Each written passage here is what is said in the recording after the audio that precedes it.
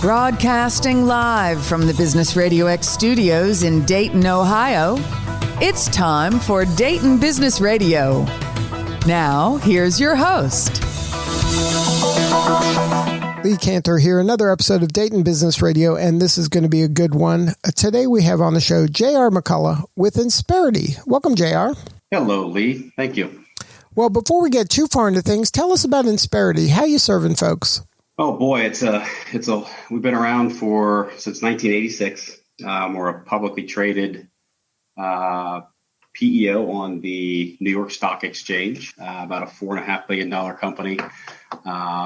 And like I said, we fall within that PEO industry, and we are basically working with small to medium-sized companies and essentially giving them access to a Fortune 100 type structure, access to health and welfare benefits, then a whole host of other business performance solutions that really just kind of work to help level the playing field between small business and their larger competitors. Now, for those who don't know, can you explain what a PEO, what that stands for, and what it means? Sure. Professional Employer Organization. And what that's doing is it organizations that partner with businesses, and what we're doing specifically with Insperity is what we're doing is we're providing that bridge for small business to walk across to take advantage of, as I mentioned, the structure, the health benefits, and all the other things. And what it allows us to do as a partner is share in our clients, share in or assume a lot of their liability as it relates to being an employer. So then as a company, I have a relationship with Insperity, and then my employees also have a relationship with Insperity? They do. So traditionally, when you think of employer, employee, what kind of dictates that relationship is who has the direction and control of those individuals, those employees, which again, we don't interfere with the day-to-day operations of a business. But again, when it comes to any kind of liability or exposure, we're either assuming or sharing in a lot of that liability as it relates to being an employer. So then one of the benefits of me as the owner of this company is that I can now offer my people a whole host of different things that I couldn't as an individual small company maybe afford or have access to.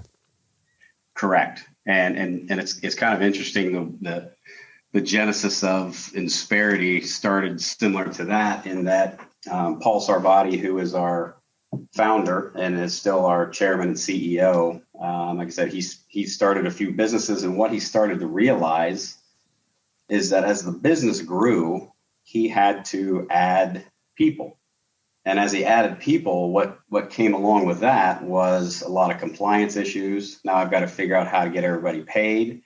Now I have the government who's placing a lot of regulations on me, and then how do I work with these people? So what he found out was, as the business grew, his focus kind of moved away from the day-to-day operations, because most businesses are started from a passion, and when you start to take an entrepreneur away from what they love, they almost start to despise the very business that they started. Because they're having to do all these other things. So Paul came up with the concept of what Insperity does today. Again, helping manage all that regulation and exposure as an employer. But then it's also, when those businesses start, again, it's born out of a passion.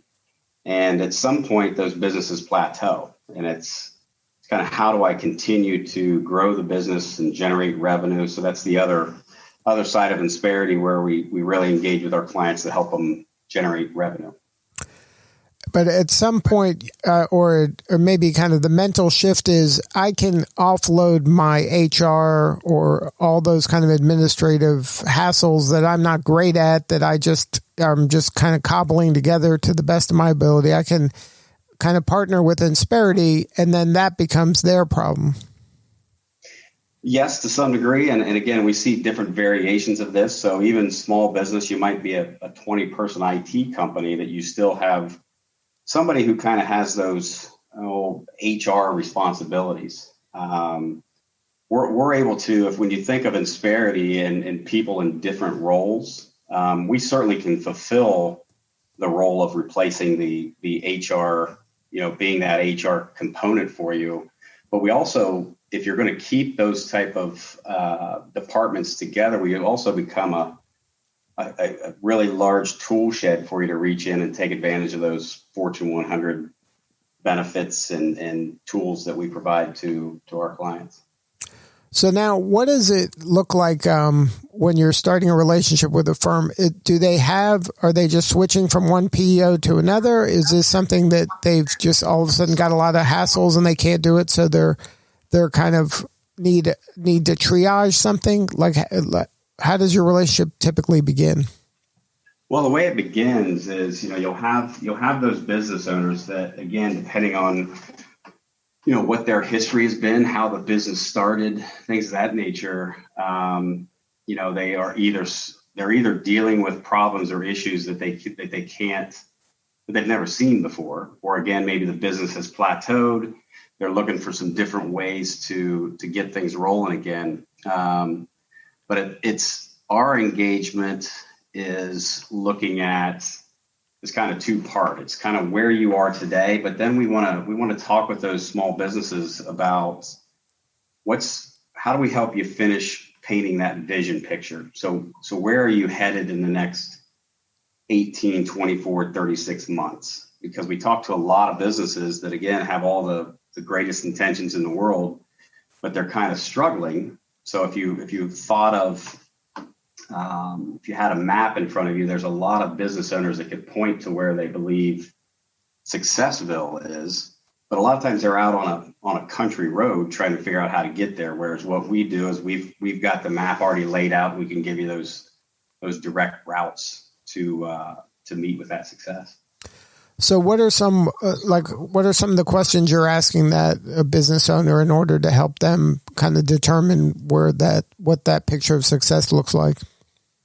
Well, again, it comes down to there's really kind of two sides of this. So you've got that administrative side that kind of what you mentioned before was there's a lot of administrative burden that's pulling a business owner away from the strategic side of the business. So again, if you're dealing with there's all the HR admin, there is the filing of taxes and making sure everything's running on the admin side. So again, those can be a pain to a business owner, but then a lot of times it's where do they find that trusted advisor that they can talk to about how do I get to this place that I want to get to? So it's kind of when you become a client of ours, again, when I keep talking about being tied into a Fortune 100 structure, you're going to have access to a variety of different HR professionals.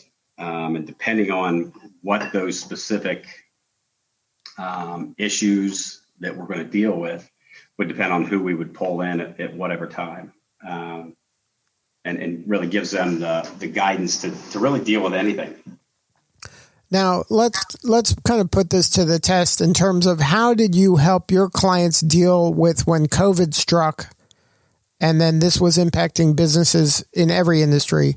What were conversations you were having with your clients and how did you help them kind of manage that?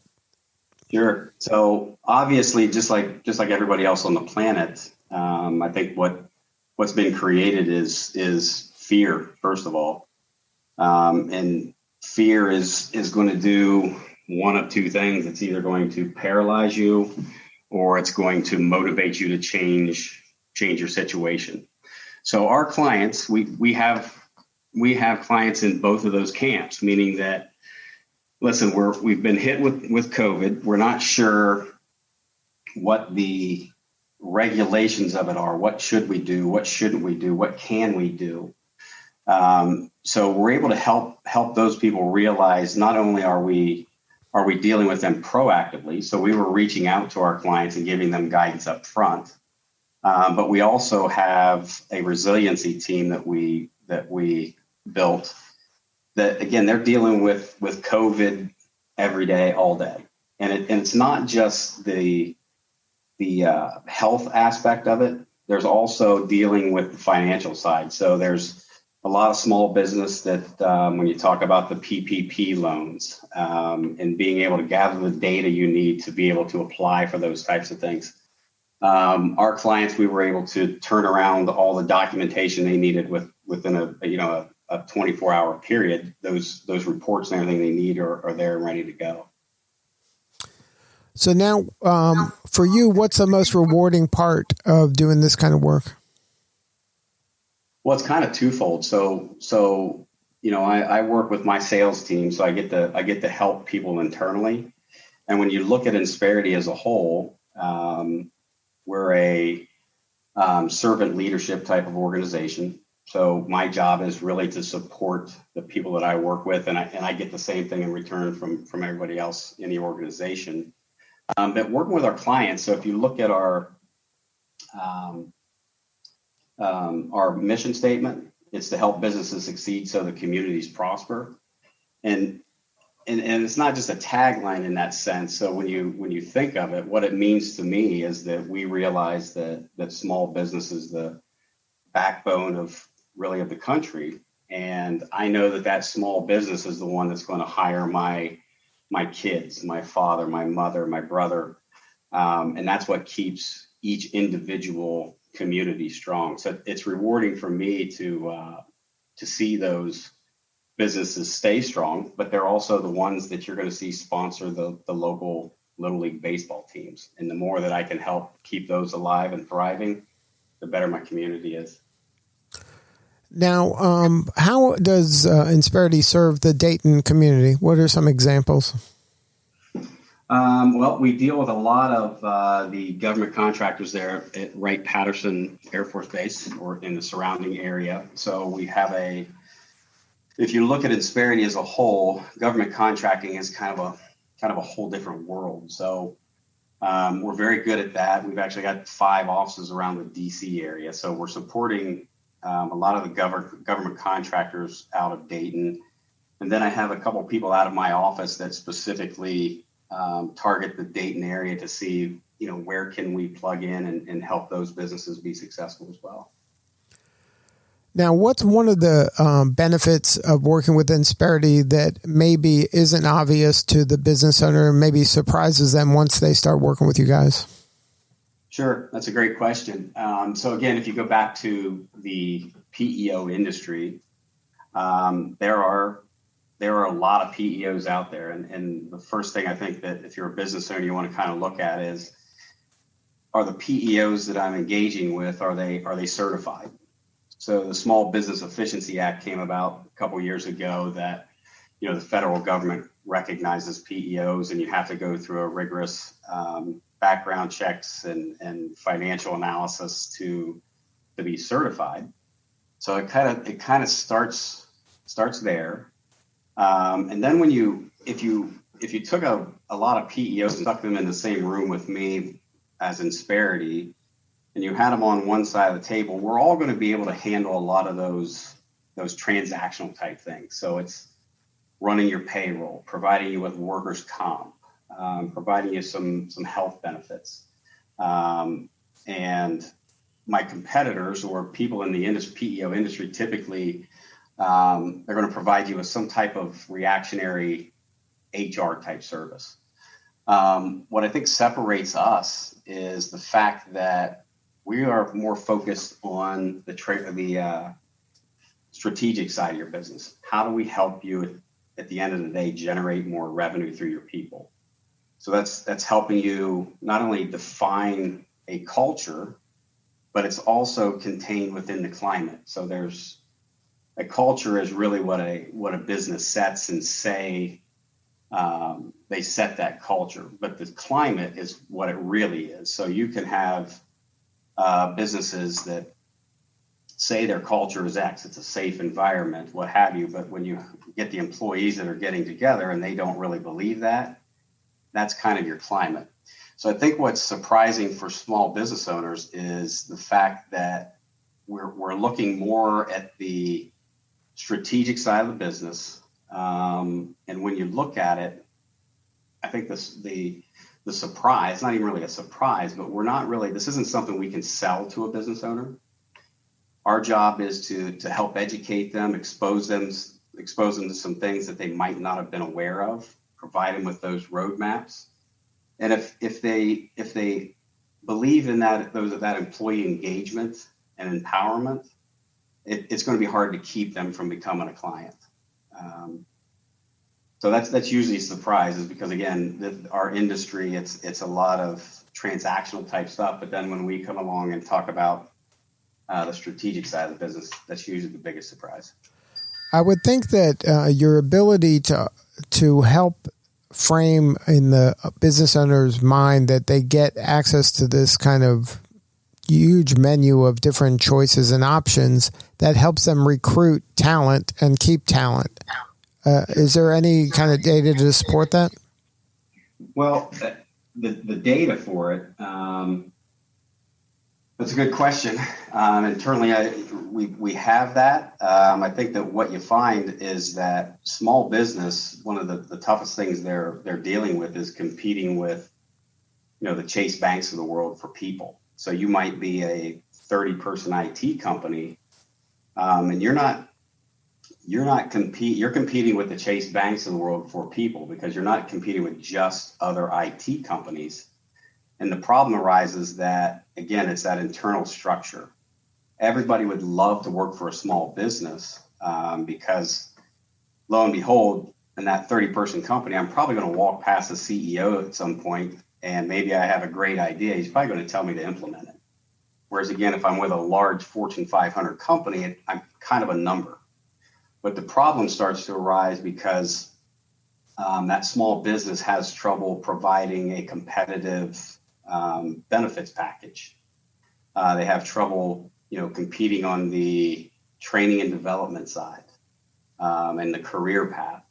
So what we're doing is we're, again, plugging our clients into that instantaneous structure that really just helps level the playing field between them and their larger competitors. Now, are you industry agnostic, or are there certain industries that you have a sweet spot in? Well, we kind of deliver this through a couple different models, in the sense that what we've been talking about so far is the PEO offering, in which our clients are taking advantage of those, the benefits that they take advantage of plans that are owned and managed by Insperity. So what that's doing is, first of all, it's containing cost around benefits, not only as you walk in the door, but what's more important for small businesses, containing cost over time. So due to our model, we're able to provide that unlike any other option that small business has. And we also have an administrative services offering, traditional employment type model, where, again, we're meeting clients where they are and providing them, bolting on the upgrades around technology, giving them some of those dashboards, giving them access to training and development, HR guidance, and those types of things. So the funny thing is, when we go talk to a prospect, what's a little difficult is I can walk in and almost guarantee there's something I'm able to help them with. It's just a matter of, can we dedicate a couple meetings to really uncovering what it is I can help with. And I think we're pretty good at identifying things pretty quickly. And again, I'll go back to we're not walking in and really trying to sell anybody anything. So we're able to take those engagements and move them forward pretty quickly and identify where we can or where we can't help. So it doesn't matter the industry, because you're there to solve problems. Essentially, yes, and that's what I'm. We have something for everybody, but when you look at it, we're not necessarily a fit for every business out there. Now, what are the businesses that you are fit for, or what is the symptoms of maybe their growth or an area they're struggling with where their best solution is to have a chat with somebody from Insperity? Yeah, so again, it's one of those things around we're dealing with. So if you break it down to what we're doing for our clients, it's really three things. So we're helping you stabilize costs. So if you're in a situation where you have benefits costs that are not only high right now, but year over year that they're kind of out of control on you and you're having trouble containing that cost. It's also a matter of, if you're looking to grow, how are you doing that? So a lot of small business has trouble, first of all, finding people. So one of the things that we talk about is, if I were to be the best guy in your industry, the first question is, how do you find me? And secondarily to that, from the outside looking in, why would I come here versus somewhere else? And again, it's do you have the structure to add people, to onboard them? And then when they get there, a lot of small business deals with, how do I keep people? Am I just a stop for somebody, or is this somewhere that somebody wants to be long term? And if it is, typically you're going to need to provide that training and development. You're going to need to provide maybe some career pathing. And that's typically what they're looking for. They're looking to grow. And when you look at Insperity, there's no faster way to make the biggest impact on your company than to become an Insperity client, where again you're plugging into instantaneous structure. So now if somebody wanted to learn more, have a more substantive conversation with you or somebody on your team, what's the best coordinates? Well, there's always Insperity.com, or you can reach out to me directly, and it's I give you my email, which is J.R. McCullough, McCullough @Insperity.com. Good stuff, JR. Thank you so much for sharing your story today and doing the work that you do. All right. Thank you, Lee. All right. This is Lee Cantor. We will see you all next time on Dayton Business Radio.